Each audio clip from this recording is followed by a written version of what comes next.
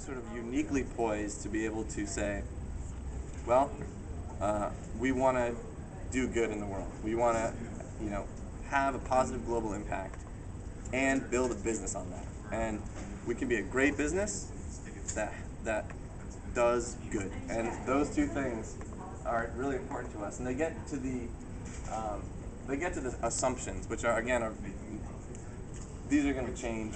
These are just sort of badly worded just to get some points across. But these are things we talk about in our new hire orientation, is some assumptions. Assume that we can change the world, build a business, and have fun. All three of those things are rarely achieved. Often it's just two of them, but we really do think that we can achieve all three, and that's what we're going for. One of the things that Twitter has taught us is that we don't always know what's going to happen. So it's better to just accept that and plan for that. When we released our API, which exposes enough of our infrastructure that third-party developers can build on top of Twitter, we had no idea that it would become a platform that today has over 50,000 registered applications on it, allowing people to do things we never imagined that they'd be able to do with Twitter, features that we hadn't planned on building. For example, when that plane landed in the Hudson, and there happened to be a kid on a ferry, and the plane landed right in front of him, he took a picture and he shared it on a service called TwitPic that immediately sends the picture to his Twitter followers. We didn't build TwitPic. A third-party developer did because we had an API. So we couldn't have anticipated that. So now we embrace it and we say, let's build more features that are open enough that we don't know what's going to happen, and in that way more good things will be built.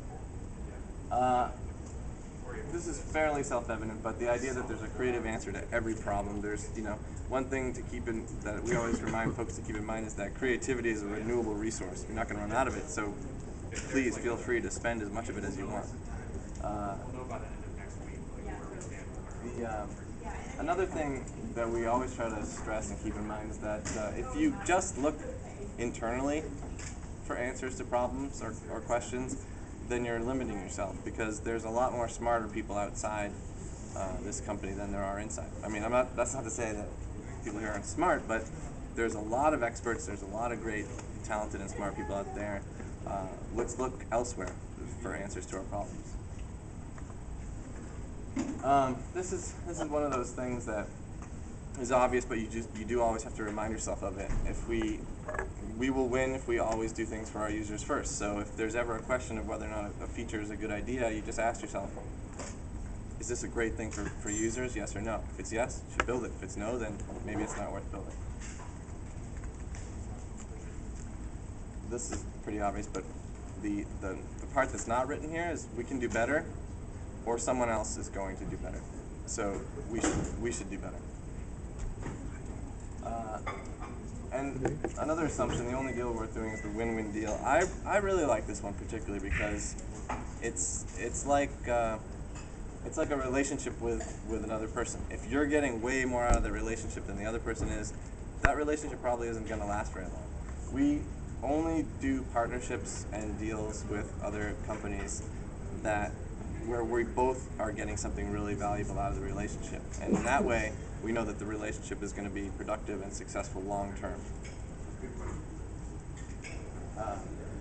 We put this assumption in here, assume your coworkers are smart and have good intentions, specifically because if you study a lot of the behavior that tends to happen in larger companies, as companies get bigger, and we are a growing company, people tend to, you don't know a lot of the other people in the company, so you make this assumption that, Phil over in marketing is stupid and he doesn't know what he's doing because I don't like what he did. But in reality, we hired Phil because he was smart and he's great. And if you actually went over and talked to Phil and asked him, why his project turned out like that, you'd find out that everywhere along the way on that project, Phil had to make a decision.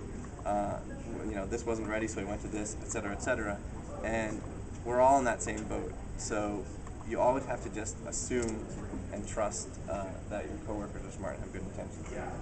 That's important as you grow. We all need to grow. that's something we put in there. We mean that both at the company, as a company, and personally. And then a huge assumption is you got to assume that we're only just now getting started. We're building a company of enduring value. In fact, one of the sort of jokey things that I like to say when people join now is that I wish I was joining now because now is a lot more fun than 2 years ago when we were basically just trying to keep the service up and running around every day, super busy, stressing out. Now we're actually at a point where we're developing new features, thinking long term, thinking ahead, and we're only really about 1% into the journey of Twitter. So we have a lot more growing, a lot more to do. All right.